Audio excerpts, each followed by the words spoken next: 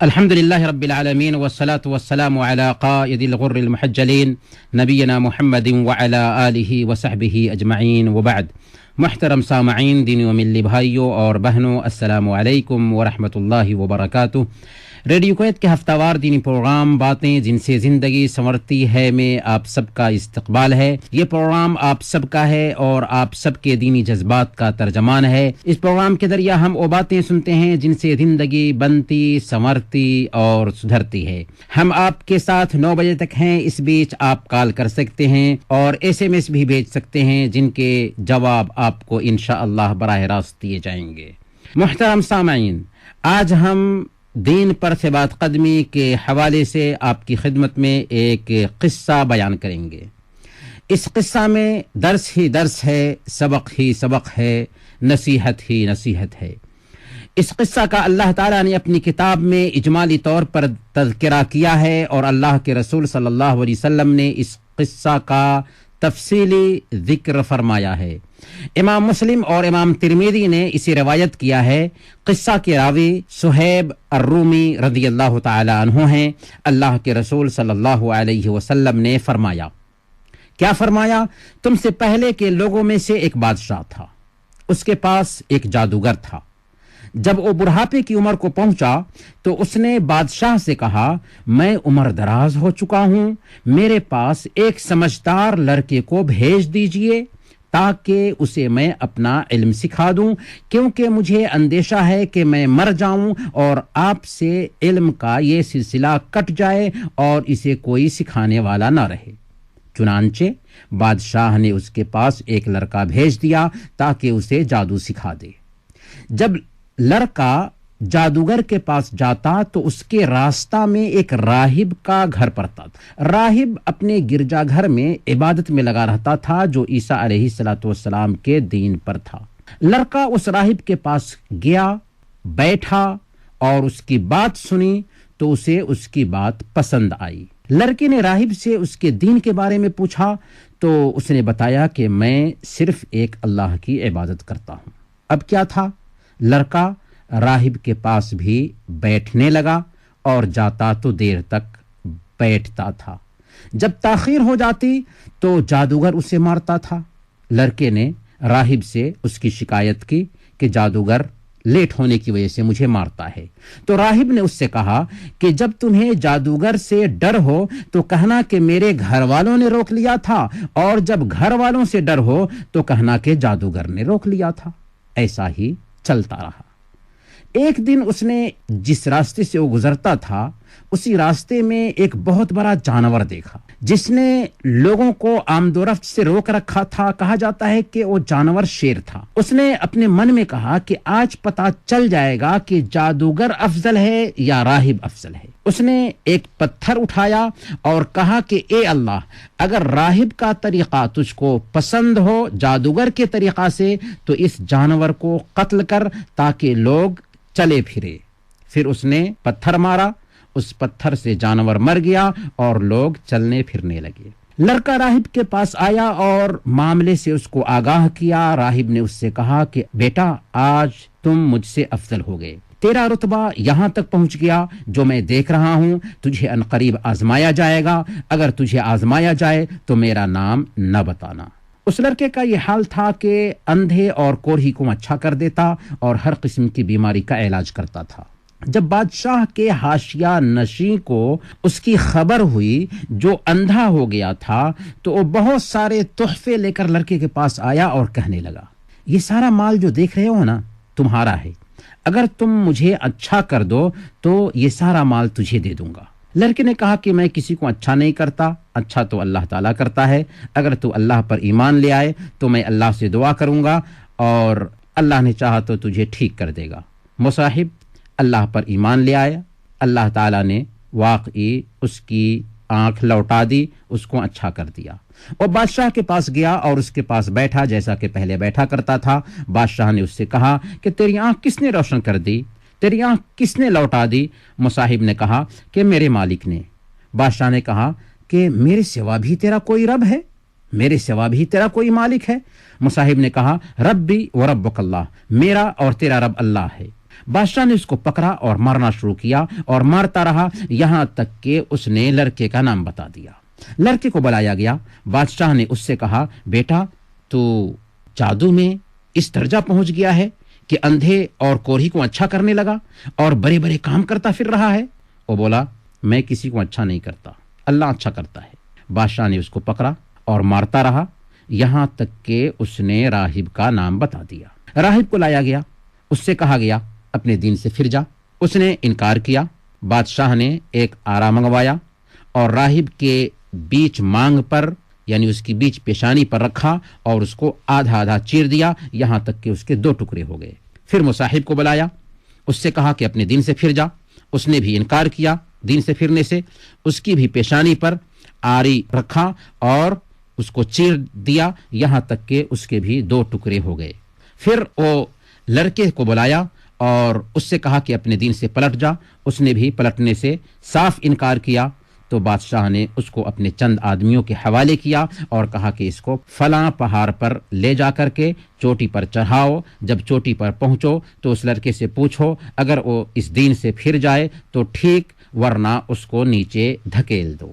وہ اس کو لے کر کے گئے، پہاڑ پر چڑھایا۔ لڑکے نے وہاں پر دعا کی، اللہم اکفنیہم بما شئت، الہی تو جس طرح چاہے مجھے ان کے شر سے بچا لے۔ پہاڑ ہلا اور سارے کے سارے گر گئے، لڑکا بچ گیا۔ بادشاہ کے پاس آیا، بادشاہ نے پوچھا کہ تیرے ساتھی کدھر گئے؟ اس نے کہا کہ اللہ نے مجھ کو ان کے شر سے بچا لیا۔ اب بادشاہ نے اس کو اپنے چند آدمیوں کے حوالے کیا اور کہا کہ اس کو لے کر کے جاؤ، ایک کشتی پر سوار کرو اور بیچ دریا میں لے جاؤ، اگر اپنے دین سے پھر جائے تو ٹھیک، ورنہ اس کو اسی دریا میں دھکیل دو۔ وہ لوگ اس کو لے کر کے گئے۔ لڑکے نے بیچ دریا میں جانے کے بعد دعا کی، اللہم اکفنیہم بما شئت، الہی تو مجھ کو جس طرح چاہے ان کے شر سے بچا لے۔ اب کیا تھا، کشتی الٹ گئی اور لڑکے کے ساتھی سب کے سب ڈوب گئے اور لڑکا زندہ بچ کر بادشاہ کے پاس آیا۔ بادشاہ نے اس سے پوچھا کہ تیرے ساتھی کہاں گئے؟ وہ بولا اللہ تعالیٰ نے ان سے مجھ کو بچا لیا۔ اب لڑکے نے بادشاہ سے کہا تم مجھ کو مارنا چاہتے ہو؟ تم مجھ کو اس وقت تک نہیں مار سکتے جب تک جو میں بتلاؤں وہ نہ کرے۔ بادشاہ نے کہا وہ کیا ہے؟ اس نے کہا تم سب لوگوں کو ایک میدان میں جمع کرو اور ایک لکڑی پر مجھ کو سولی دو، پھر میرے ترکش سے ایک تیر لو اور کمان کے اندر رکھو، پھر کہو بسم اللہ رب الغلام، اللہ کے نام سے جو اس لڑکے کا مالک ہے، یہ کہہ کر کے تیر مارو۔ اگر تو ایسا کرے گا تو مجھ کو قتل کرنے میں کامیاب ہو جائے گا۔ بادشاہ نے سب لوگوں کو ایک میدان میں جمع کیا اور اس لڑکے کو ایک لکڑی پر لٹکایا، پھر اس کے ترکش سے ایک تیر لیا اور تیر کو کمان کے اندر رکھ کر کے کہا بسم اللہ رب الغلام، اللہ کے نام سے مارتا ہوں جو اس لڑکے کا مالک ہے۔ اب کیا تھا، تیر مارا، تیر لڑکے کی کن پٹی پر لگا اور اس نے اپنا ہاتھ کن پٹی پر رکھا اور مر گیا۔ جب لوگوں نے یہ حال دیکھا تو سب نے برجستہ کہا آمنا برب الغلام، آمنا برب الغلام، آمنا برب الغلام، ہم تو اس لڑکے کے مالک پر ایمان لے آئے، ہم تو اس لڑکے کے رب پر ایمان لے آئے، ہم تو اس لڑکے کے رب پر ایمان لے آئے۔ کسی نے بادشاہ سے کہا جس چیز سے تو ڈرتا تھا اللہ کی قسم وہی ہوا، یعنی لوگ ایمان لے آئے۔ بادشاہ نے حکم دیا سڑک کے ناکوں پر خندقیں کھودی جائیں۔ چنانچہ خندقیں کھودی گئیں اور ان میں خوب آگ بھڑکائی گئی۔ پھر بادشاہ نے کہا کہ جو شخص اس دین سے یعنی لڑکے کے دین سے نہ پھرے اس کو اس خندق میں ڈال دیا جائے، دھکیل دیا جائے۔ لوگوں نے ایسا ہی کیا یہاں تک کہ ایک عورت آئی، اس کے ساتھ اس کا ایک بچہ تھا۔ وہ عورت آگ میں گرنے سے جھجک محسوس کی یعنی پیچھے ہٹی، تو اللہ تعالیٰ نے اس بچے کو زبان دے دیا۔ بچے نے کہا یا امہ اصبری فإنک علی الحق، امی جان صبر کرو کیونکہ تو سچے دین پر ہے۔ محترم سامعین، یہ ہے مکمل قصہ جسے اللہ کے رسول صلی اللہ علیہ وسلم نے صحابہ کرام کو سنایا تھا۔ اب آئیے ذرا اس قصہ کے اسباق پر، دروس پر غور کرتے ہیں۔ اللہ کے رسول صلی اللہ علیہ وسلم نے اس قصہ میں ایک ظالم بادشاہ کا رویہ بیان کیا ہے جو لوگوں پر حکومت کرنے کے لیے جادوگر کا سہارا لیتا تھا، جادو کا فریب دکھا کر لوگوں پر حکومت کرتا تھا، لوگوں کو غلام بنا رکھا تھا، حتیٰ کہ خدائی کا دعوے دار بن بیٹھا تھا۔ اور ہر زمانے میں ایسے حکمراں ہوتے ہیں جو لوگوں پر اپنی دھاک بیٹھانے کے لیے جادو اور شعبدہ بازی کا استعمال کرتے ہیں۔ پھر سوچئے کہ جادوگر بڑھاپے کی عمر میں بادشاہ سے گزارش کرتا ہے کہ اسے ذہین لڑکا دیا جائے تاکہ اسے جادو سکھا دے۔ اب ذرا تصور کیجئے کہ جادوگر کو جادو سکھانے سے کیا فائدہ ہونے والا تھا؟ وہ تو مر جاتا نا، کچھ نہیں فائدہ ہونے والا تھا۔ لیکن چونکہ باطل کے پجاری بھی چاہتے ہیں کہ ان کا باطل زندہ رہے، اس لیے وہ جادو سکھا رہا تھا تاکہ اس کا باطل زندہ رہے۔ پھر یہ بھی غور کیجئے کہ جادو سکھانے کے لیے چھوٹے اور ذہین بچے کا انتخاب کیا، کیونکہ بچے کا ذہن صاف ستھرا اور شفاف ہوتا ہے اور اس کو جو سمجھایا جائے سمجھ لے گا، جو سکھایا جائے گا سیکھ لے گا۔ اسی لیے آج اسلام دشمن منشنریاں بھی بچوں کو ٹارگٹ بناتی ہیں، کیونکہ بچپن میں بچہ جو باتیں سیکھتا ہے پتھر کی لکیر ثابت ہوتی ہے۔ یہاں ہمارے لیے یہ سبق ہے کہ ہم اپنے بچوں کے بچپن کو ضائع نہ ہونے دیں، برباد نہ ہونے دیں، انہیں قرآن سکھائیں، اللہ کا دین سکھائیں، ان میں دینی رجحان پیدا کریں۔ پھر اس قصہ کا ہیرو ایک چھوٹی عمر کا لڑکا ہے جسے جادو سیکھنے کے لیے لگایا گیا تھا، لیکن اللہ کی عجیب قدرت دیکھیے کہ اللہ نے اس کے لیے ہدایت کا راستہ میسر کر دیا اور کفر کے راستہ سے توحید کے راستے پر چلنے لگا۔ جادو سیکھنے جا رہا تھا لیکن توحید کا سبق سیکھ لیا۔